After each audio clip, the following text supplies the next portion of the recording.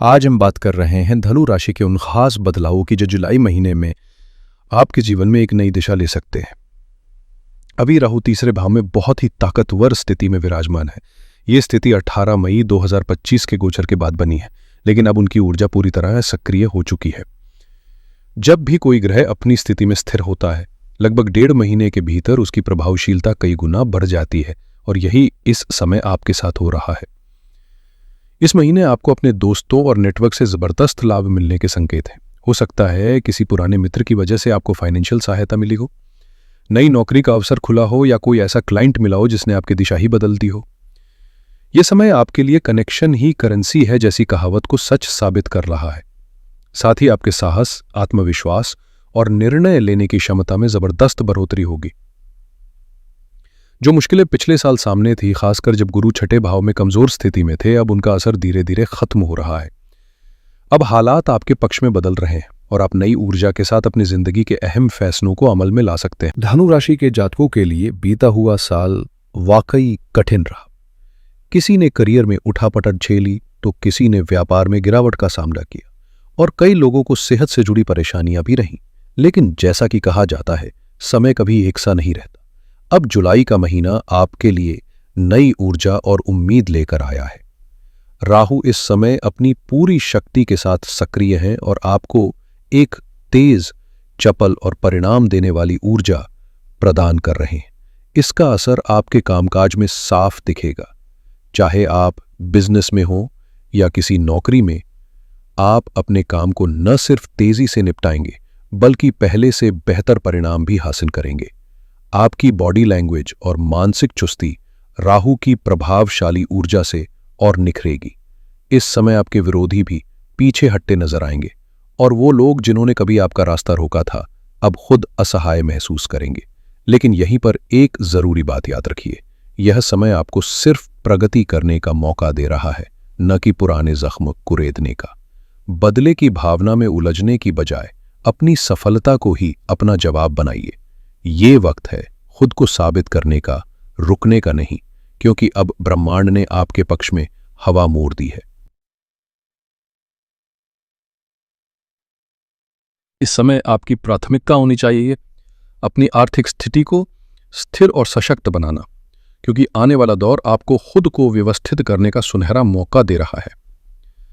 अब बात करते हैं शनि ग्रह की, जो इस वक्त आपकी कुंडली के चौथे भाव में विराजमान है और अगले 2 वर्षों तक यहीं डटे रहेंगे।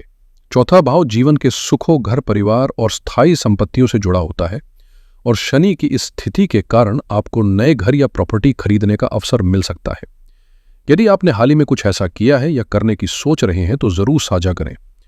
यह एक संकेत हो सकता है कि ब्रह्मांड आपके साथ है। इसके साथ ही नया वाहन भी आपके जीवन में आ सकता है, लेकिन ध्यान रहे, शनि का स्वभाव थोड़ा सख्त और अनुशासन प्रिय होता है, इसलिए घर परिवार में किसी बात को लेकर टकराव हो सकता है, खासकर मां से जुड़ी बातों पर। ऐसे में आपको संयम से काम लेना है। छोटी छोटी बातों को दिल से न लगाएं और किसी बहस से बचें। मां की सेहत का विशेष ध्यान रखें, क्योंकि शनि इस समय उनसे जुड़ी चिकित्सा या देखभाल में खर्च भी करवा सकते हैं। कुल मिलाकर यह समय मेहनत, समझदारी और धैर्य से जीवन को संवारने का है। बस सही दिशा में कदम बढ़ाइए। इस समय एक बात जरूर ध्यान में रखें, यदि आप अपनी मां से जुड़ा रिश्ता मधुर बनाए रखते हैं और घर के माहौल में तालमेल बनाए रखते हैं, तो न सिर्फ पारिवारिक शांति बनी रहेगी बल्कि किस्मत भी आपका साथ देना शुरू कर देगी। अब बात करते हैं शुक्र ग्रह की, जो जुलाई महीने में 1 माह के लिए आपके छठे भाव में गोचर करने जा रहे हैं। चूंकि शुक्र यहां अपनी नीच स्थिति में पहुंचेंगे, इसलिए कुछ चुनौतियां सामने आ सकती हैं, खासकर सेहत, कर्ज और शत्रुओं से जुड़ी। पुराने रोग दोबारा उभर सकते हैं या किसी पुरानी दवा पर दोबारा खर्च करना पड़ सकता है। स्वास्थ्य को लेकर लापरवाही भारी पड़ सकती है, इसलिए सतर्क रहें। वहीं जिन लोगों को बिजनेस या कामकाज के लिए लोन की जरूरत है, उनके लिए यह समय अनुकूल है। ऋण स्वीकृत हो सकता है और काम आगे बढ़ सकता है, लेकिन जिन लोगों पर पहले से ही कर्ज है, उन्हें इसे चुकाने में दबाव महसूस हो सकता है और मानसिक तनाव बढ़ सकता है। छठा भाव वैसे भी संघर्षों से जुड़ा होता है, और जब इसमें शुक्र जैसा ग्रह आकर थोड़ा असंतुलन लाए, तो डिप्लोमेसी और व्यावहारिकता से काम लेना जरूरी हो जाता है। इसलिए इस महीने आपको भावनाओं के बजाय विवेक से निर्णय लेने होंगे, ताकि किसी भी स्थिति में खुद को संभाला जा सके। जब छठे भाव में राहु, शनि, मंगल या सूर्य जैसे योद्धाग्रह विराजमान होते हैं तो वे आमतौर पर वहां की चुनौतियों को संभालने में सक्षम होते हैं। लेकिन जब वही स्थान गुरु, शुक्र या चंद्रमा जैसे सौम्य ग्रहों को मिलता है तो स्थितियां थोड़ी उलझ सकती हैं, क्योंकि ये ग्रह संघर्षों और तनावों से जुड़ी ऊर्जा को सहजता से नहीं झेल पाते। यही वजह है कि इस समय कर्ज, स्वास्थ्य और मानसिक तनाव से जुड़ी चिंताएं आपको घेरे रख सकती हैं। खासकर स्वास्थ्य को लेकर सतर्क रहना बेहद जरूरी है। अगर आपको डायबिटीज की समस्या है तो मीठा खाने में संयम बरतिए और दिनचर्या में थोड़ी बहुत एक्सरसाइज को जरूर शामिल कीजिए, वरना शुगर लेवल बढ़ने की आशंका इस महीने बनी हुई है।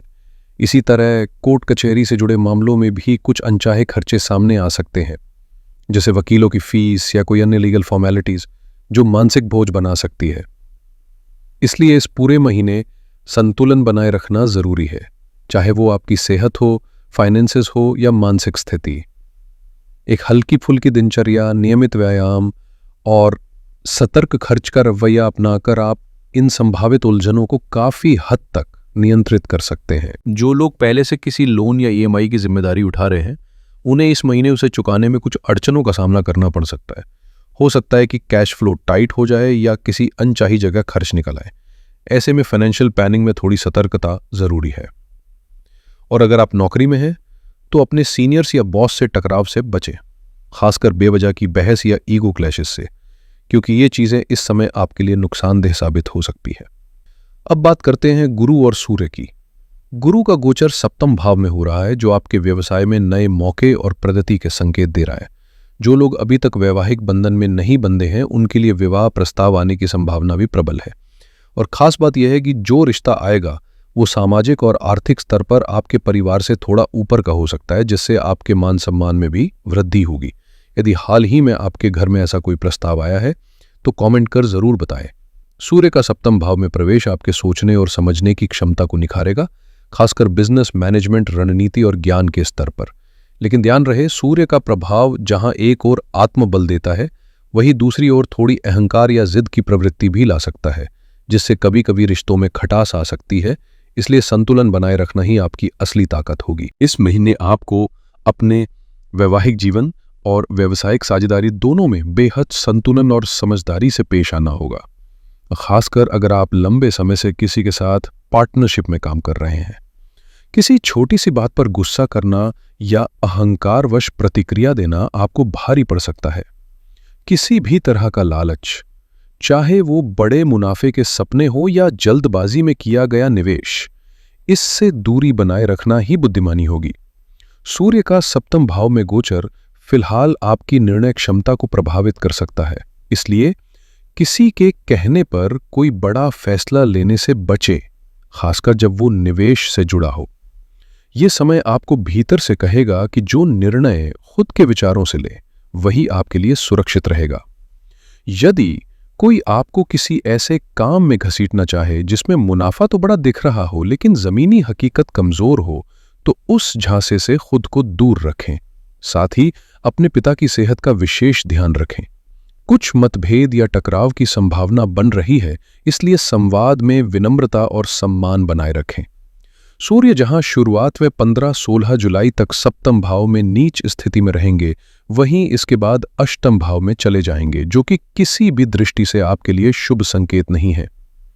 ऐसे में पूरे महीने संयम से चलें, फालतू की बातचीत, खासकर फोन पर होने वाली बहसों से खुद को बचाकर रखें और जितना हो सके अपनी ऊर्जा को सही दिशा में लगाएं। इस महीने आपको खास तौर पर अपने व्यवहार और शब्दों पर नियंत्रण रखना होगा, क्योंकि छोटी छोटी बातों पर गुस्से में आकर रिश्तों में खटास आ सकती है, खासकर वैवाहिक जीवन में।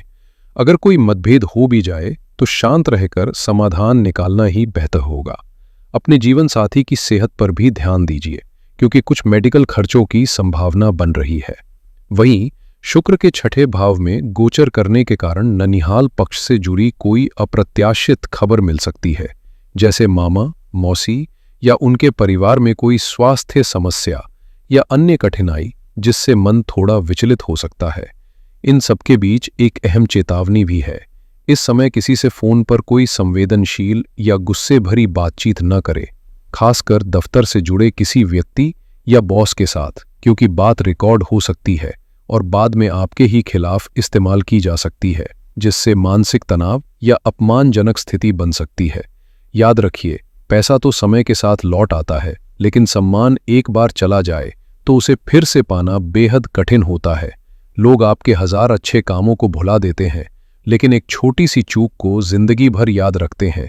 इसलिए हर कदम सोच समझकर उठाइए और अपनी गरिमा को कभी भी गुस्से या जल्दबाजी के हवाले मत कीजिए। इस समय आपको अपनी छवि और प्रतिष्ठा को लेकर बेहद सतर्क रहने की जरूरत है। कोई भी ऐसा कदम न उठाएं जिससे आपकी इज्जत पर सवाल खड़े हो जाए। विशेष रूप से जो लोग सरकारी सेवा में हैं, उन्हें अतिरिक्त सावधानी बरतनी चाहिए, क्योंकि किसी के द्वारा रिश्वत या किसी फर्जी काम के बहाने फंसाने की कोशिश की जा सकती है। ये सब सुनियोजित जाल हो सकते हैं जिनका मकसद केवल आपकी साख को चोट पहुंचाना है। अगर किसी कानूनी मामले में आप पहले से उलझे हुए हैं तो प्रयास करें कि वो कोर्ट के बाहर सुलझ जाए, वरना अदालत की प्रक्रिया इस समय आपके खिलाफ जा सकती है और अनावश्यक मानसिक तनाव दे सकती है। और हाँ, दूसरों के झगड़ों में बीच बचाव करने से बचें, क्योंकि हो सकता है आप पर ही सारी जिम्मेदारी आ जाए और जो असल में दोषी हैं वो पीछे हट जाए। अब बात करते हैं सूर्य की, जो इस महीने अष्टम भाव में प्रवेश करेंगे। साथ ही बुध भी इस समय खास भूमिका निभाएंगे, क्योंकि बुध न केवल व्यापार और संचार के प्रतिनिधि हैं, बल्कि वे दस्तावेज, कानूनी पेपर्स, एग्रीमेंट्स और यहां तक कि पासपोर्ट से जुड़ी कार्रवाइयों से भी जुड़े हैं। इस दौरान अगर कोई जरूरी दस्तावेज साइन कर रहे हैं तो हर लाइन को ध्यान से पढ़ें और बिना जांचे कोई कागज पर दस्तखत ना करें। बुध की स्थिति आपकी वारी और निर्णय क्षमता दोनों को प्रभावित कर सकती है, इसलिए शब्दों का चयन सोच समझ कर करें और कागजी कामकाज में पूरी सजगता बरतें, ताकि किसी भी तरह की गलती या नुकसान से बचा जा सके। अगर आप विदेश जाने की तैयारी में हैं और एम्बेसी में किसी फाइल या डॉक्यूमेंट को जमा करने का विचार बना रहे हैं, तो इस समय सतर्क रहना बेहद जरूरी है। विशेषकर वे दस्तावेज जिन पर आपके हस्ताक्षर होने हैं, उन्हें बिना पूरी तरह समझे या जांचे हुए साइन करना भारी पड़ सकता है, क्योंकि बुध ग्रह इस समय अष्टम भाव में मौजूद है और अष्टम भाव अक्सर अप्रत्याशित उलझनों और छुपी हुई त्रुटियों का संकेत देता है। दस्तावेजों से जुड़ी कोई भी छोटी सी गलती बड़ा नुकसान पहुंचा सकती है, खासकर तब जब मामला विदेश यात्रा, वीजा या कानूनी कागजात का हो। अगर संभव हो तो जरूरी पेपर्स पर हस्ताक्षर अगस्त में करने की कोशिश करें या फिर किसी विशेषज्ञ की सलाह जरूर लें। वहीं दूसरी ओर पैतृक संपत्ति से जुड़े किसी विवाद में आपको अचानक से लाभ मिल सकता है या कोई ऐसा फैसला आ सकता है जो आपके पक्ष में हो। जो लोग रिसर्च, डॉक्टरी, इंजीनियरिंग या किसी गहन अध्ययन से जुड़े क्षेत्रों में हैं, जैसे पीएचडी कर रहे हों या रहस्यपूर्ण विषयों पर काम कर रहे हों, जैसे ज्योतिष, तंत्र, योग या मेडिटेशन, उनके लिए ये समय नाम और मान सम्मान लाने वाला साबित हो सकता है। यह वह दौर है जब छुपे हुए प्रयासों का फल अचानक सामने आ सकता है, बशर्ते आप पूरी गंभीरता और ईमानदारी के साथ अपने कार्य में लगे रहें। इस महीने आपको अपनी वाणी पर विशेष नियंत्रण रखना होगा, क्योंकि बातों बातों में कोई ऐसा शब्द निकल सकता है जो सामने वाले को आहत कर दे या रिश्तों में खटास पैदा कर दे। चूंकि इस समय वाणी का कारक ग्रह बुध अष्टम भाव में स्थित है, इसलिए संवाद में सावधानी बरतना बेहद जरूरी है, खासकर यदि आप व्यापार या नौकरी में ऐसे कार्यों से जुड़े हैं जिनमें दस्तावेजों, एग्रीमेंट्स या किसी भी प्रकार की कागजी कार्रवाई शामिल है। जरा सी लापरवाही बड़ा नुकसान कर सकती है, इसलिए हर कागज को ध्यान से पढ़ें और हर बात सोच समझ कर कहें। अब बात करते हैं इस महीने की सबसे तीव्र ग्रह युति की, मंगल और केतु की युति, जो आपके नवम भाव में बन रही है। ये संयोजन एक ओर आपके भाग्य को सक्रिय करेगा, आपको साहस और तेज निर्णय शक्ति देगा, लेकिन दूसरी ओर पारिवारिक रिश्तों में खास तौर पर बड़े भाइयों के साथ टकराव की स्थिति बन सकती है। उनके जीवन में कुछ समस्याएं भी आ सकती हैं, इसलिए उनकी भावनाओं को समझना और समर्थन देना जरूरी होगा। साथ ही पिता की सेहत को लेकर सचेत रहिए। मेडिकल खर्चों की संभावना है और उनके साथ किसी भी तरह का विवाद इस समय टालना ही बेहतर रहेगा। नवम भाव हमारे जीवन में मार्गदर्शक की भूमिका निभाने वाले लोगों से जुड़ा होता है, चाहे वो पिता हों या गुरु। और मंगल एक उग्र ग्रह है जो ऊर्जा तो देता है, लेकिन अगर उसे संयमित न किया जाए तो वही ऊर्जा टकराव में बदल सकती है। इसलिए इस समय धैर्य, विनम्रता और सोच समझकर लिया गया हर कदम ही आपकी सबसे बड़ी ताकत बनेगा। इस महीने का ज्यादातर असर आपकी सोच, व्यवहार और वरिष्ठों से संबंधों पर पड़ सकता है, खासकर जब मंगल और केतु की युति नवम भाव में बनी हुई है। यह भाव पिता, गुरु और मार्गदर्शकों से जुड़ा होता है। इसलिए यदि आप विद्यार्थी हैं तो शिक्षकों की किसी बात पर तर्क वितर्क करने के बजाय शांति से सुनना ही समझदारी होगी, भले ही उनकी कही बात थोड़ी कठोर क्यों ना लगे। वहीं अगर आप नौकरी पेशा है तो अपने बॉस या सीनियर्स की बातों पर तुरंत प्रतिक्रिया देने से बचें। इस समय धैर्य ही आपका कवच बनेगा, क्योंकि पलटकर जवाब देने की प्रवृत्ति इस युति के प्रभाव में बढ़ सकती है और वही आपके लिए चुनौती बन सकती है। मंगल और केतु की यह युति 28 जुलाई तक सक्रिय रहेगी और इसका असर तब तक आपके भाग्य व संबंधों पर दिखता रहेगा। ऐसे में आपके लिए सबसे सरल और प्रभावशाली उपाय रहेगा कि हर रविवार और मंगलवार को गुड़ का दान करें, क्योंकि गुड़ न केवल सूर्य से जुड़ा होता है जो आत्मबल और सम्मान का प्रतीक है, बल्कि मंगल से भी जुड़ता है जो साहस और क्रोध दोनों को दर्शाता है। ये छोटा सा उपाय आपके भीतर की ऊर्जा को संतुलित करने में मदद करेगा और रिश्तों में मधुरता बनाए रखने का एक सकारात्मक माध्यम बन सकता है।